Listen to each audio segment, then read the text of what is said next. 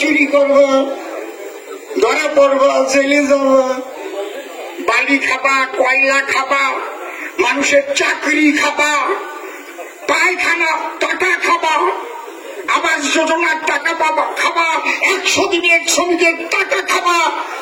তোমরা খাবা না, ইডির খাবা, খাবে কি আর একজনের বাবা? বাংলায় কি হয়েছে বলুন? আমরা কিন্তু সিপিএম কে দাঁড়িয়ে অনেক আশা নিয়ে এই মুখ্যমন্ত্রীকে, লড়াকু মুখ্যমন্ত্রী, বিরাট মুখ্যমন্ত্রীকে আমরা ভরসা করেছিলাম যে উনি বাংলা এলে আমাদের সোনার বাংলা তৈরি করে দেবে। আগে আমরা সিপিএম কে ভোট দিতাম, ঠিক তো নাকি? কথা বলুন। লাল দুর্গ ছিল, দেখলাম না না না এদের আর ভোট দেওয়া যায় না, তো এরা যে অত্যাচার আরম্ভ করেছে। তখন বিকল্প হিসেবে আমরা বেছে নিয়েছিলাম কাকে? মমতা ব্যানার্জিকে, দিদিকে। আমরা কোনদিন কি ভেবেছি যে ওনার দল আসার পরে ওনার শিক্ষামন্ত্রী, শিক্ষা দপ্তর দুর্নীতির দায়ে, ঘুষের দায়ে সব জেলে যাবে? এটা ভেবেছেন আপনারা কোনদিন? ভেবেছি কি আমি কোনদিন? ওনার শিক্ষামন্ত্রী পার্থ চট্টোপাধ্যায়, ওনার দলের তিনি ছিলেন শৃঙ্খলা কমিটির চেয়ারম্যান। আমরা কেউ জানতাম না উনি গোপনে গোপনে অর্পিতার চেয়ারম্যান। কিন্তু এখনো ধরা পড়েনি 75% চেয়ারম্যান। এই জন্য হাইকোর্ট অর্ডার দিয়ে তদন্ত করতে বলেছে। হাইকোর্ট হচ্ছে এসবের চেয়ারম্যান, ঠিক আছে?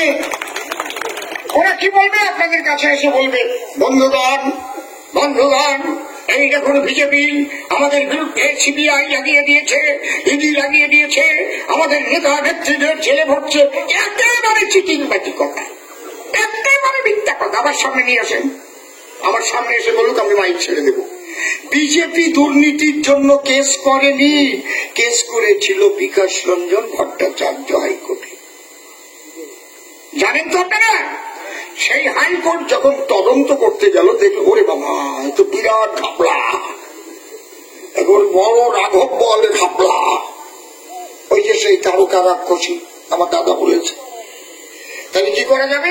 এর তদন্ত যদি বেঙ্গল পুলিশকে দেওয়া হয় কিংবা বেঙ্গলের সিআইডি কে দেওয়া হয়, তদন্ত হবে না।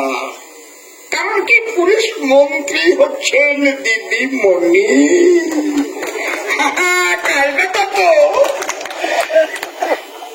দেখেছেন যে দিদিমণি তার দলের কেউ অপরাধ করলে উনি আগের থেকে একেবারে উত্তরবঙ্গে থাকলেও বলে দেন এটা ছোট্ট ঘটনা ঘটেছে, তা নিয়ে এত ভাববার কিছু নেই। তার মানে পুলিশ যেন এটা আর বেশি না এগোয়। পুলিশ মন্ত্রী যদি এই কথা বলে, দিদিমণি আগের থেকে বলে দেন। সন্দেশখালী যে মহিলাগুলো ঝাঁটা লাঠি নিয়ে নেমেছে, ওরা বহিরাগত, ওদের দিয়ে এই অভিনয় করানো হচ্ছে, এমন কথাও বলা হয়েছে নিষিদ্ধ পল্লীর মায়েদের ওখানে নিয়ে যাওয়া হয়েছে। বলেনি? বলেন। আমি ভালো বাংলায় বললাম, এর আরো ভালো বাংলা আছে। বঙ্কিমচন্দ্রের ভাষায় জনরঞ্জন বধূ। এই জন্য তাদের Aadhaar card, PAN card, voter card নিয়ে তারা মিডিয়ার সামনে এসে বলেছে আমরা বহিরাগত না, আমরা সন্ন্যাসীর মা, আপনারা দেখুন এখানকার মায়েরা নির্যাতিকা আমাদের ধর্ষণ করেছে রাতের পর রাত। সেই মুখ্যমন্ত্রী, পুলিশ মন্ত্রী, হাইকোর্ট দেখলো যে তার দায়িত্বে এই তদন্ত করা ঠিক হবে না। তাহলে এই তদন্তে যদি ঠিক রিপোর্ট পেতে চাই তাহলে লাগবে সিবিআই। সিবিআই বিজেপি দিয়েছে, হাইকোর্ট দিয়েছে? কথা বলেন। হাইকোর্ট দিয়েছে।